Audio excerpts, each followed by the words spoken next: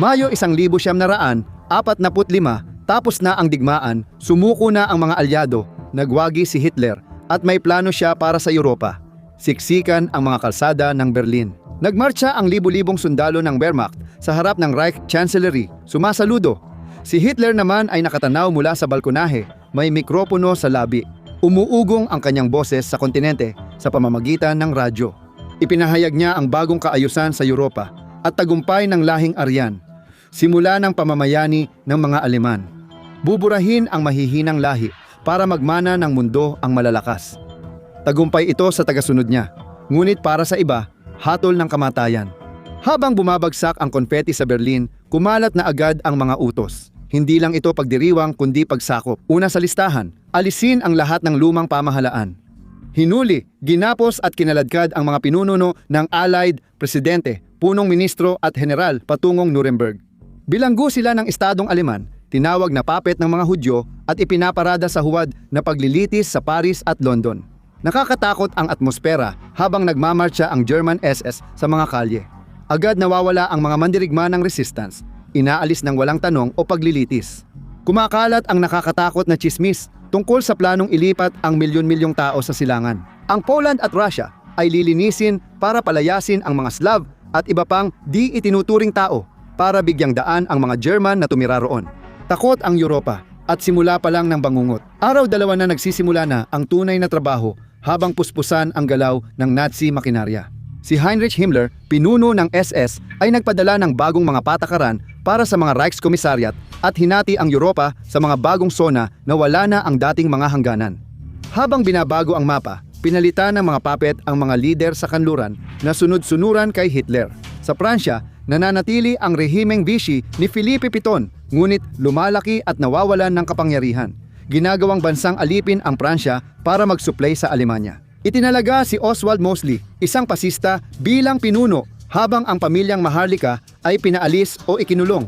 Iba rin ang tingin ng mga Nazi sa mga tao. Ang mga bansang Nordiko tulad ng Dinamarca, Norwega at Sweden ay tinuturing nilang mga pinsan. Tinatawag silang mga kapatid na Germanic. Nakakatanggap ng mas magaan na pagtrato ang mga bansang ito, ngunit ang magaan para sa mga Nazi ay masama pa rin.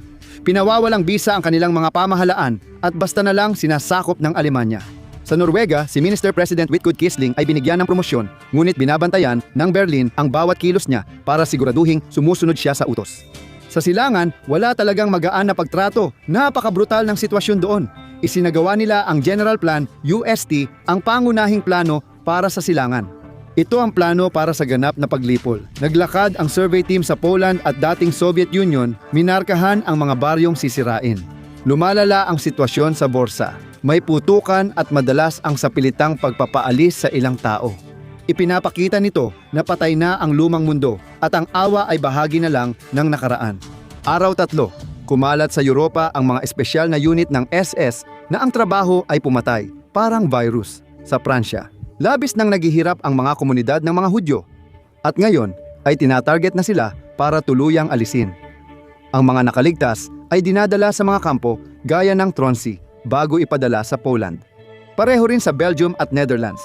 Pero may nangyaring kakaiba sa Netherlands dahil iniisip ng mga Nazi na kayang makihalubilo ng mga Dutch at ibig sabihin nito na kung magpakita sila na parang Aleman, maaaring mabuhay sila. Ang ilan sa mga tao ay pinilit sumali sa mga programang Germanization kung saan kailangan nilang matutunan ang mataas na Aleman at manumpa ng katapatan kay Hitler o harapin ang mga parusa. Habang ang kanluran ay humaharap sa mga pagbabago sa kultura, ang silangan naman ay nakakaranas ng mas simple at mas malupit na bagay na kilala bilang Hunger Plan. Sinadya nilang bawasan ang pagkain ng mga Slavic sa Ukraine at Belarus. Ginugutom ang milyon-milyon para makatipid. Pinapaalis ng mga Aleman ang mga tao para maagaw ang mga lupang sakahan. Nagpulong si Hitler at Alfred Rosenberg, ministro ng silangang teritoryo, para talakayin ang pinal na kaayusan ng lahi. Nasa itaas ang Aleman at Nordiko, kasunod ang ibang Aryano. Nasa ibaba ang Slav, Hudyo at Romani na planong alipinin o patayin. May isa pang problema. Nag-aalala si Hitler na kulang ang batang Aleman. Kaya nagsimulang umikot ang mga panukala para sa dobleng pag-aasawa. Ibig sabihin, iniisip talaga nilang payagan ang mga opisyal ng SS na magkaroon ng higit sa isang asawa. Nais nila ng poligamiyosong lipunan para dumami ang lahing pinuno. Araw 4, si Hermann Göring ang namumuno sa ekonomiya at ang kanyang mga tao ay bumababa sa kanlurang Europa hindi para makipagkalakalan, kundi para kumuha. Dati, industrial na kapangyarihan ang Britanya, pero ngayon gumagawa na lang ng sandata para sa Berlin ang mga pabrika nito. Kinukuha rin ng Alemanya ang mga ubasan at pabrika ng Pransya. Tinitingnan ng mga Nazi ang Ukraine sa silangan dahil sa matabang sakahan nito, na plano nilang gawing tagapagbigay ng pagkain ng Reich. Ngunit may mga taong naninirahan na roon. Ang solusyon ay ipatapon ang 50% ng populasyon, 10-10 milyong tao. Gusto nilang palayasin sila at palitan ng mga Volksdeutsche, mga taong ang kultura at wika ay may pinagmulan sa Aleman. Kinukuha nila ang langis sa Caucasus at nickel sa Urals, kaya napupunta lahat sa Wehrmacht Army. May ulat mula Moscow na maraming dating komunista ang tinatanggal at ang mga bangkay ay iniipon sa Red Square bilang babala. May curfew sa lahat ng lugar at kailangang laging magpakita ng identification ang mga residente bilang patunay ng lahi. Nagiging bilangguan na ang Europa. Si Joseph Goebbels, ministro ng propaganda, ay naglunsad ng kampanya para kontrolin ang isip ng mga tao sa buong kontinente. Nagsiga sila mula Athens hanggang Oslo, sinusunog ang mga libro. Libu-libong akda ng mga Hudyo, komunista at iba pang tinawag ng Nazi na bulok ay sinunog para burahin ang kasaysayan. Tinuligsa ng mga Nazi ang Kristyanismo, tinawag itong sabwatan ng mga Hudyo at mahina. Isinara ang mga simbahan at ang iba'y ginawang Nazi templo para sambahin ang Estado, hindi ang Diyos. Mas malalim pa dyan. Hangad ni Himmler na baguhin ang kaluluwa ng tao. Pinalalapan niya ang pagkahumaling sa okulto. Ginawang sentro ng mundo ang kastilyo ng Widelsburg para sa SS. Iniisip niya ang bagong relihiyon na batay sa baluktot na alamat ng paganismo, pinalitan ang krus ng swastika at Biblia ng Mein Kampf. Nilikha nila ang Onnenerbe, isang peking organisasyong siyentipiko na ipinadala sa Tibet at gitnang silangan para maghanap ng relikya tulad ng banal na kopita at sibat ng tadhana sa mga lupaing Slavic.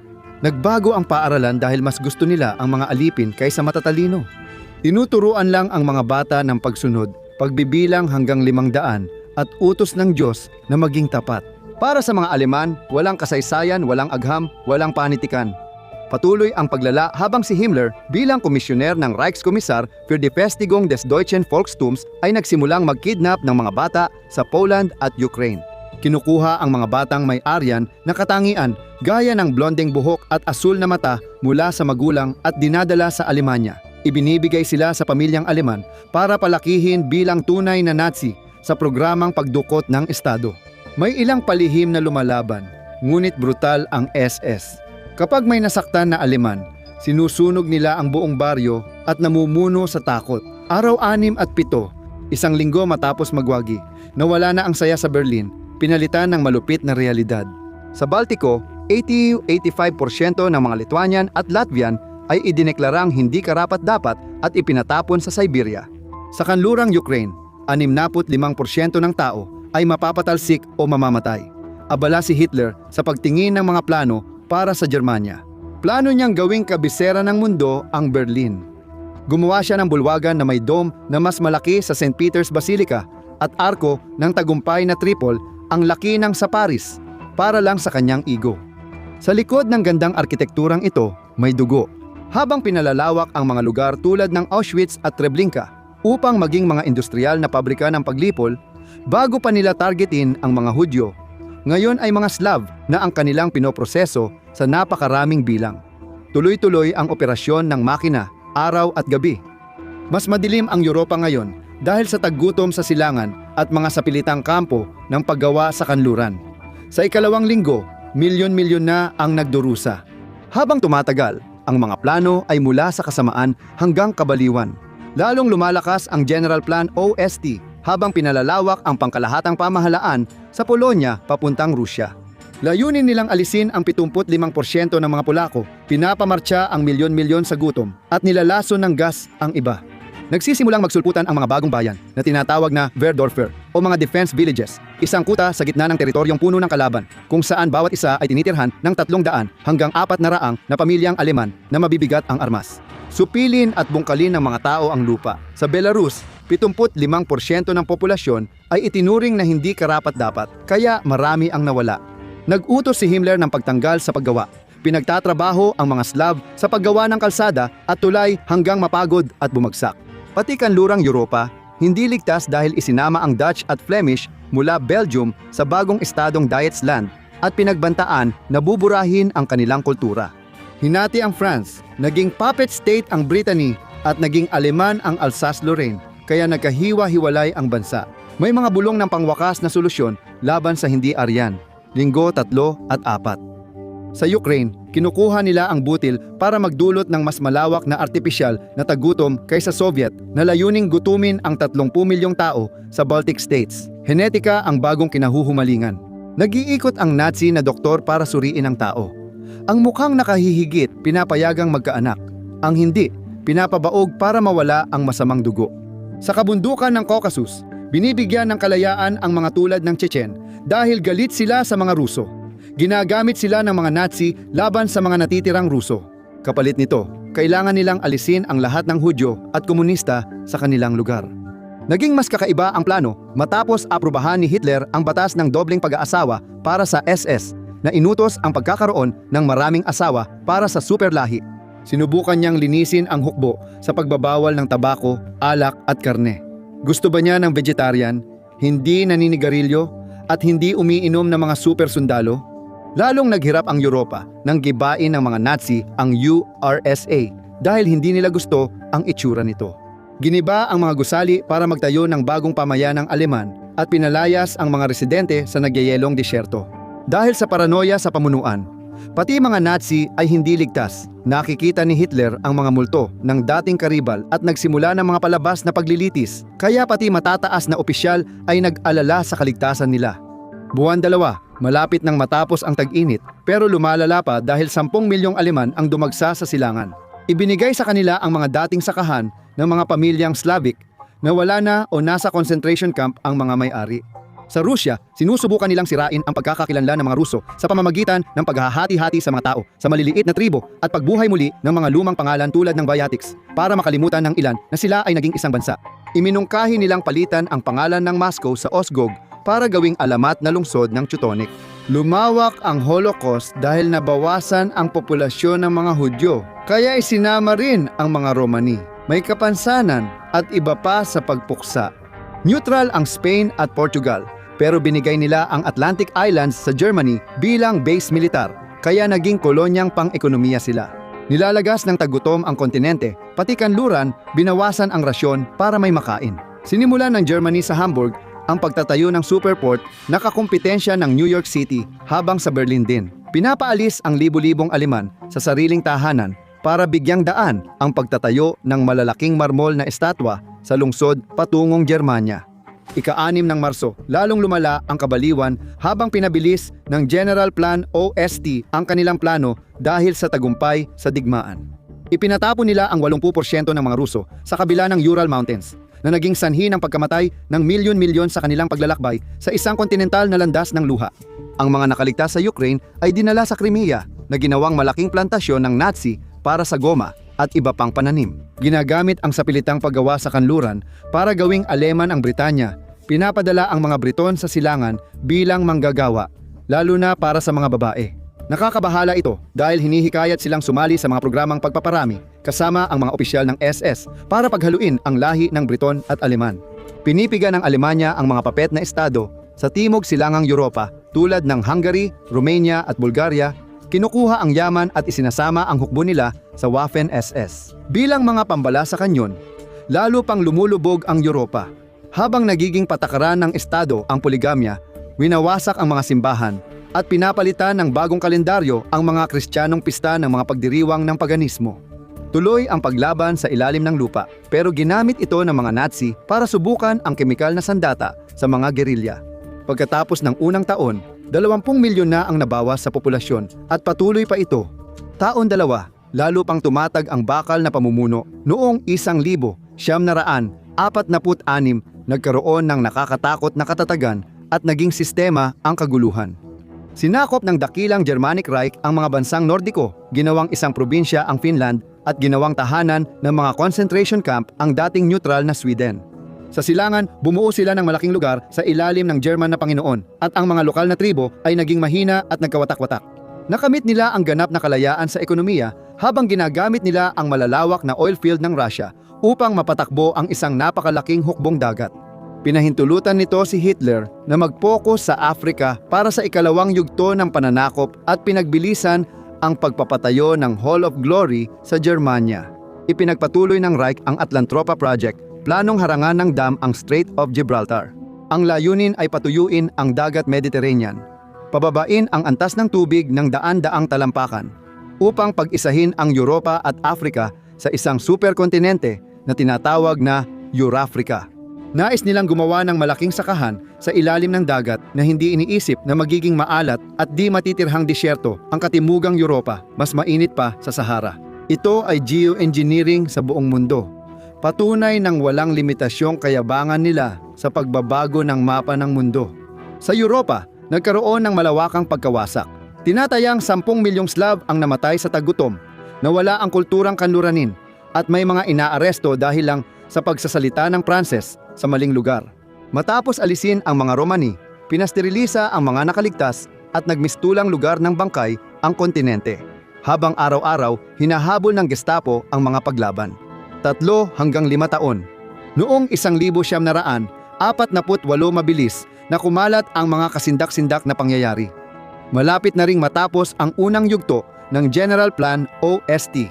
Napaalis ang 60 milyong hindi Aleman at pinalitan ng mga Aryanong tumira sa mga pinatibay na baryo. Muling bumangon ang mga lungsod mula sa guho. May mga tore ng obelisk sa Munich at ang Hamburg ay nagsilbing modernong skyline sa ibabaw ng mga buto. Gusto ni Hitler palawakin ang poligamya ng mga Aryano para sa paglobo ng populasyon at paghahanda sa digmaan laban sa Asya at Amerika. Lumalala ang sitwasyon sa Europa na may higit 12 milyong namatay sa sapilitang paggawa. Taon-taon, nagsasagawa sila ng malawakang henetikong eksperimento. Pinipilit ang pagpapasterilize sa mga itinuturing mababang uri ng kanlurang Europeo at dinadagdagan ang bilang ng dinudukot na bata hanggang daan-daang libo. Ipinagbawal ang Kristyanismo at pinalitan ng pagsamba kay Führer, na itinuturing na Diyos si Hitler. Ngunit lumilitaw ang mga panloob na bitak habang labis na nabibigatan ang SS na nagreresulta sa mga pag-aaklas na tinutugunan nila sa pamamagitan ng paggamit ng mga gas chamber laban sa sarili nilang mga suwail na sundalo. 1950 sa dekada 50 tumatag ang bagong kaayusan at naging pangkaraniwan ang takot. Naging German ang silangang Europa at ang mga natirang Slav ay naging mangmang na tagapaglingkod na walang alam sa sarili nilang kasaysayan. Lalo pang nagkawatak ang mga papet ng kanluran tulad ng Pransya, habang inangkin ang bagong estadong Burgundy bilang buffer zone. Nagtayo ang mga Nazi ng base sa Azores bilang paghahanda laban sa Amerika, habang hinahati ang Aprika kasama ang Italia. Ngunit sira na ang Europa nang hindi na kayang ayusin dahil sa taggutom at mga sakit na kumakalat sa mga tao. At ang mga paglilinis ay kumitil pa ng 50 milyong buhay. Umabot sa kabaliwan ang mga plano. May mungkahi na palitan ang pangalan ng kontinente, lumikha ng super sundalo gamit ang bioengineering at magsimula ng walang hanggang digmaan para mapanatiling malakas ang lahi ng tao. Nagretiro na si Hitler sa bundok at ipinasa kay Himmler ang tungkulin, habang ang rehimen ay nabubulok dahil sa laganap na katiwalian. Ang kontinente na dati masigla at puno ng iba't ibang kultura ay isa na ngayong napakalawak na libingan, 19 na 60 at lampas pa. Pagsapit ng 19 na 60, ang Europa ay isa ng dystopian na kuta. Nakuha ng mga Nazi ang sariling kakayahan, kapalit ang pagkasira ng kalikasan dahil sa pagputol ng kagubatan at pagkalaso ng ilog mula sa mga pabrika ng alipin. Ang kabaliwan ay umabot sa rurok sa ikatlong yugto. Ang paghahanda para sa digmaan laban sa United States of America, ginawa nila ang America Bomber para lumipad sa kabila ng dagat at maghulog ng nuklear na bomba sa New York City. Tinawag nilang dilaw na panganib ang Asya at balak traidorin ang Hapon matapos sakupin ang China. Maaaring magkalabuan ang lahat dahil ang labis na pagpapalawak ay nagdudulot ng pag-aaklas at paggawa ng mga nakaw na sandatang nuklear na nagbabantang sumabog ang mundo. Ang Europa ay naging isang monumento ng labis na kayabangan, isang lupain kung saan hindi natigil ang paglala at ang mga plano ay nauwi sa sukdulang kasamaan, halos tuluyang pinawi ang liwanag ng sangkatauhan magpakailanman. Mundo ito ng abong konkreto, itim na uniforme at dugo. Panoorin mo kung paano ang buhay sa ilalim ni Hitler o i-click ang video na ito.